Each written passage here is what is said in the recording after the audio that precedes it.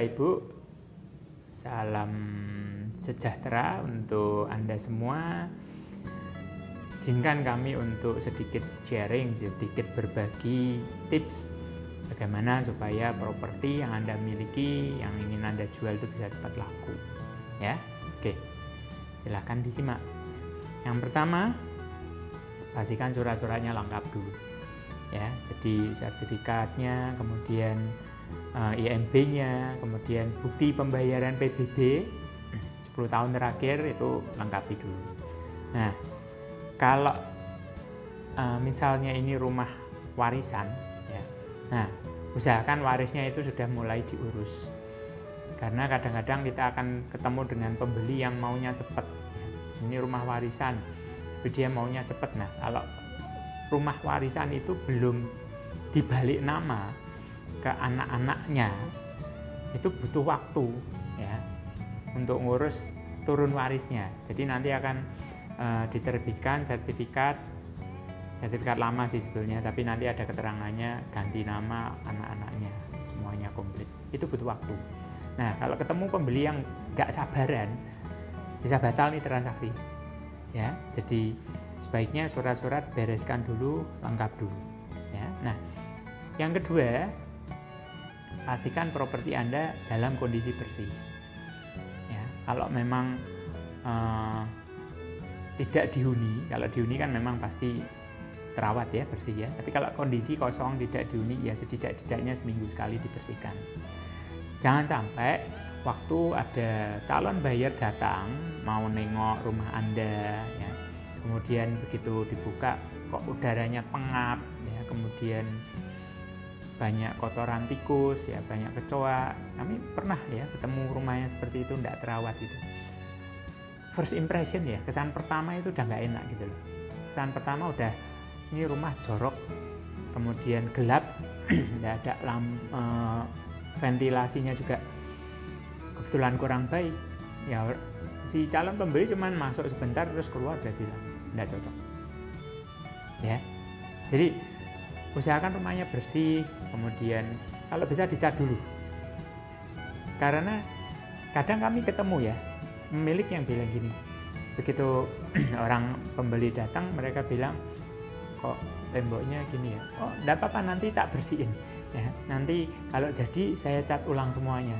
Enggak bisa begitu ya, orang melihat kesan pertama dulu. Kalau kesan pertama temboknya coret-coretan, belepotan, enggak karu-karuan, image-nya udah jelek, ini rumah enggak terawat ini ya. Saya kalau beli ini rehabnya jadi banyak ini ya.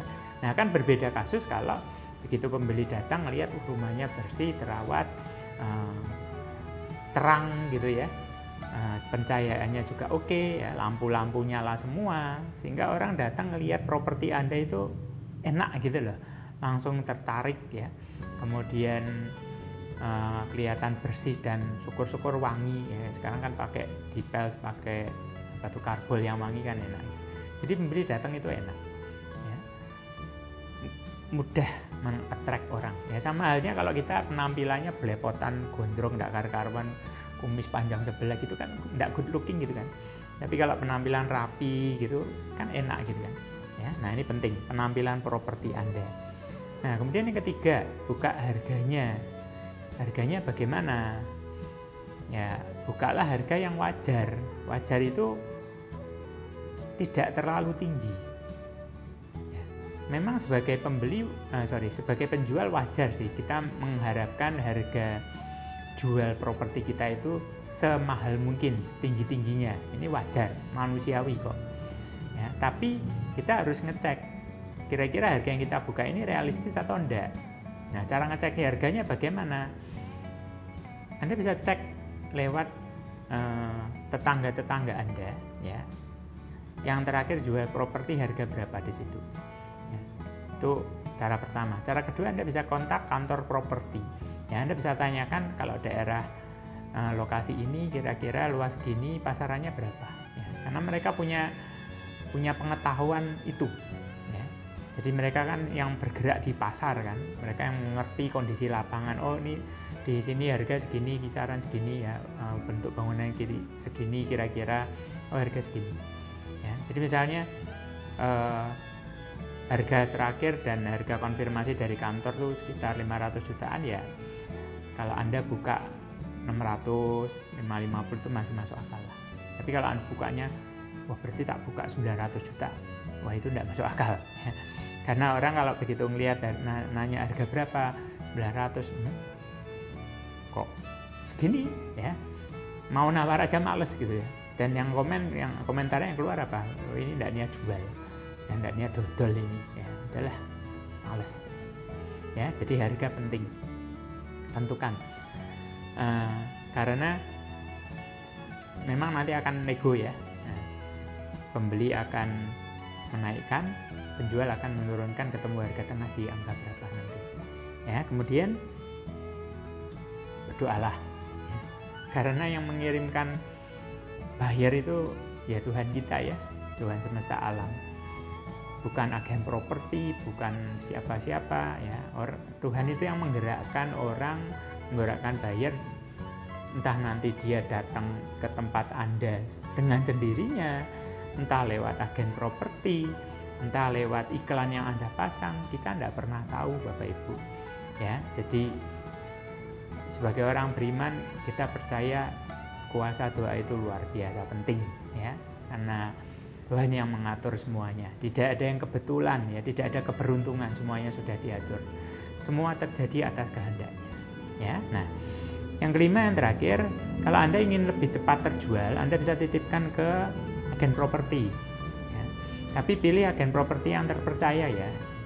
Jangan agen properti yang kadang-kadang markup harganya semaunya.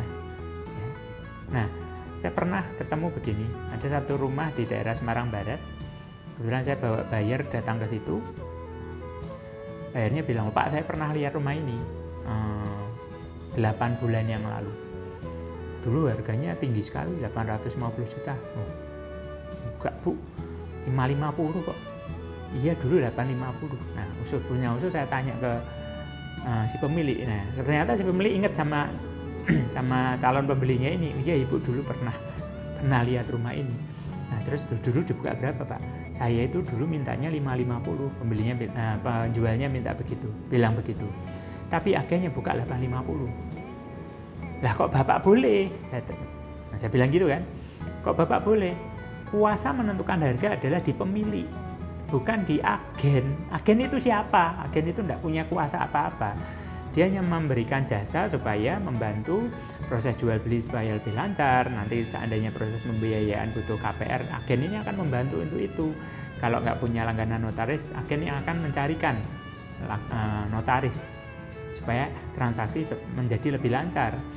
Jadi tugas agen adalah memuluskan transaksi antara penjual dan pembeli, bukan malah ganggu. Nah ini yang terjadi sehingga cukup banyak masyarakat yang stigmanya negatif, janganlah dijualin lewat agen properti, cuma ya, nanti malah bikin ribet, bikin kacau. Ya, jadi kalau cari agen juga Bapak Ibu perlu hati-hati ya, cari yang integritasnya bisa dipercaya, kemudian yang komunikatif dan kooperatif. Nah, 5 tips ini supaya properti Anda cepat laku ya. Semoga video ini bermanfaat untuk Bapak Ibu semuanya.